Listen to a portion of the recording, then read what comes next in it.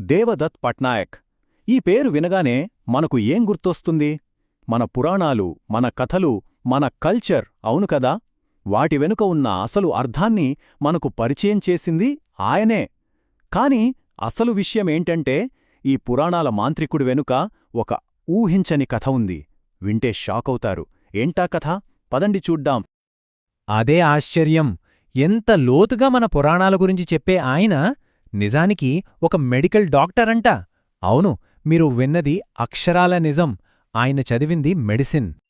అది కూడా just degree తీసుకుని వదిలేలేదు. ఏకంగా 15 సంవత్సరాలు ఫార్మా, హెల్త్ కేర్ ఇండస్ట్రీలో పనిచేశారు. అంటే ఏంటి? అంతా సైన్స్, లాజిక్, ఫ్యాక్ట్స్ ఇలాంటి ఒక కంప్లీట్ డిఫరెంట్ ప్రపంచంలో ఆయనొక ఎక్స్పర్ట్ అన్నమాట. అసలు క్వశ్చన్ ఇక్కడే వస్తుంది. సైన్స్కి పూర్తిగా అంకితమైన ఒక వ్యక్తి మన కథల ప్రపంచంలోకి ఎలా వచ్చారు? అది కూడా ఇండియాస్ మాస్టర్ ఆఫ్ మిత్ ఎలా అయ్యారు? ఆ జర్నీ ఎలా సాగింది? తెలుసుకోవాలనుంది కదా? Let's dive in. సరే, ఈ అసాధారణమైన ప్రయాణంలోకి వెళ్దాం. ఆయన జర్నీ మెడిసిన్ నుంచి మైథాలజీ వరకు ఎలా సాగిందో చూద్దాం. ఈ కథ ఆయన చిన్నతనం నుంచే మొదలైంది. ఆయన పుట్టి పెరిగిందంతా ముంబైలోనే. అక్కడ గ్రాండ్ మెడికల్ కాలేజ్ నుంచి ఎంబీబీఎస్ పట్టా తీసుకున్నారు. ఇక్కడే అసలు ట్విస్ట్.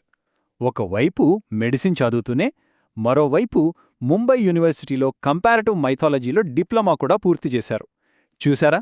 ఒకే మనిషిలో 2 డిఫరెంట్ వరల్డ్స్. ఆ విత్తనం అక్కడే పడింది.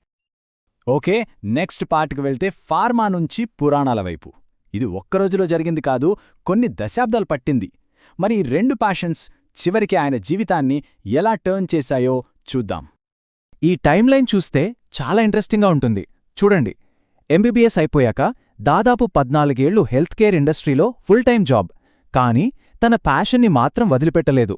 ప్యారలల్గా మైథాలజీ మీద రీసెర్చ్ చేస్తూనే ఉన్నారు. ఎంతలా అంటే 1997లో జాబ్ చేస్తూనే తన ఫస్ట్ బుక్ పబ్లిష్ చేసేశారు. ఫైనల్గా ఒకరోజు తన ప్యాషన్నే తన ప్రొఫెషన్గా మార్చుకున్నారు. అప్పుడు మనకు తెలిసిన దేవదత్ పట్నాయక్ పుట్టారు. ఒక్కసారి ఆలోచించండి, ఈ 2 దారులు ఎంత డిఫరెంటో. ఒకవైపు డాక్టర్ ప్రొఫెషన్, అంతా ఆబ్జెక్టివ్ సైన్స్, ఫ్యాక్ట్స్, శరీరాన్ని బాగుచేయడం. మరోవైపు మైథాలజిస్ట్, ఇదంతా సబ్జెక్టివ్ ట్రూత్స్, అంటే మన నమ్మకాలు, మన సంస్కృతి, మనస్సుని, సమాజాన్ని అర్థం చేసుకోవడం. ఆయన ఈ 2 ప్రపంచాలని బ్యాలెన్స్ చేయడమే కాదు, రెండింటిలోనూ సక్సెస్ అయ్యారు. సరే, ఇంతకీ పట్నాయక్ గారి స్పెషాలిటీ ఏంటి? ఎందుకు ఆయన చెప్పే పురాణాలు మన మోడర్న్ లైఫ్కి కూడా కనెక్ట్ అవుతాయి? ఆయన సక్సెస్ వెనుక ఉన్న ఆ సీక్రెట్ మెథడ్ ఏంటో చూద్దామా?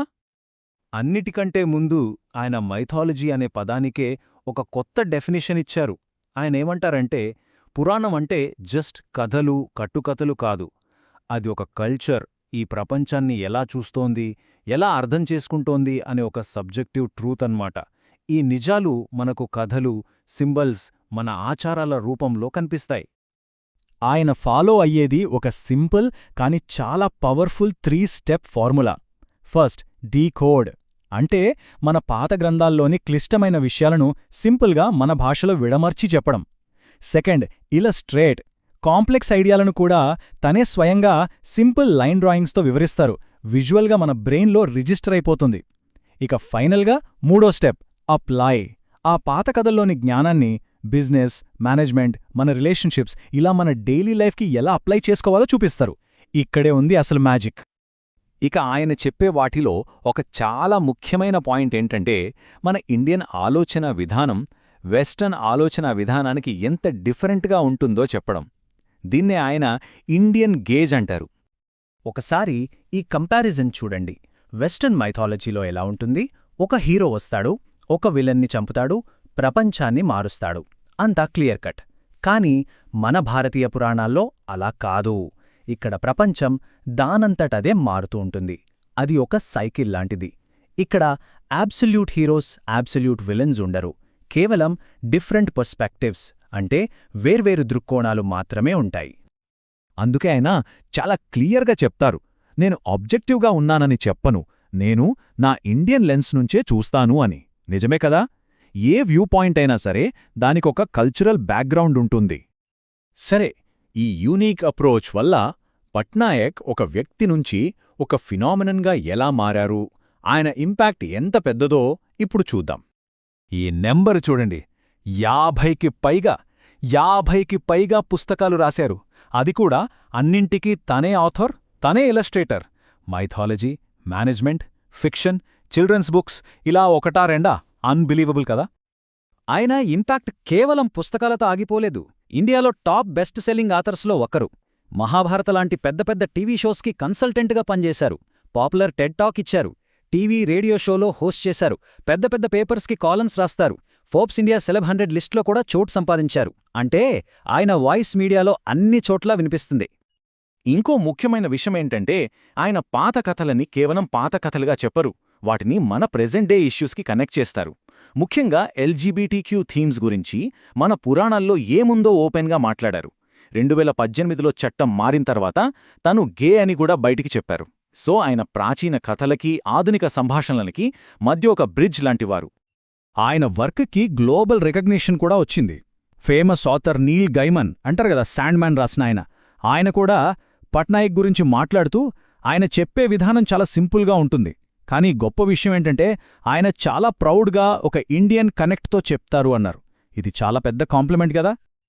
అల్టిమేట్గా పట్నాయక్ మనకు చెప్పేది ఒక్కటే: పురాణాలు, కథలు ఇవి కేవలం పాస్ట్ టైమ్ స్టోరీస్ కాదు. ఏ సొసైటీ అయినా సరే దానికి పురాణం అనేది ఒక ఫౌండేషన్ లాంటిది. ఎందుకంటే ఏది రైట్, ఏది రాంగ్, ఏది మంచి, ఏది చెడు అనే ఐడియాలన్నీ మనకు ఈ కథల నుంచే వస్తాయి. సో అవి మన ప్రెజెంట్ని, మన ఫ్యూచర్ని కూడా షేప్ చేస్తాయి. ఇది మనల్ని ఒక పెద్ద క్వశ్చన్ దగ్గర వదిలేస్తుంది. మన ప్రపంచంలో మనం నమ్మే నిజాల్ని ఏ కథలు క్రియేట్ చేస్తున్నాయి? పాత కథలేనా, లేక ఏవైనా కొత్త కథలు మనల్ని నడిపిస్తున్నాయా? ఆలోచించాల్సిన విషయమే కదా.